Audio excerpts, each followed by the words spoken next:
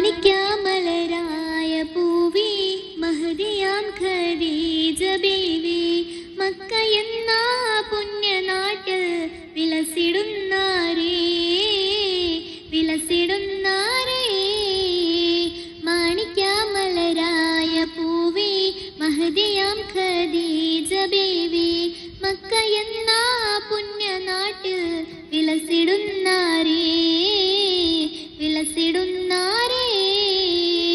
കാത്തിമുന്നബിയെ വിളിച്ച് കച്ചവാടത്തിനയച്ച് കണ്ട നേരം കൽബിനുള്ളിൽ മോഹമോദിച്ചു മാണിക്യമലരായ പൂവി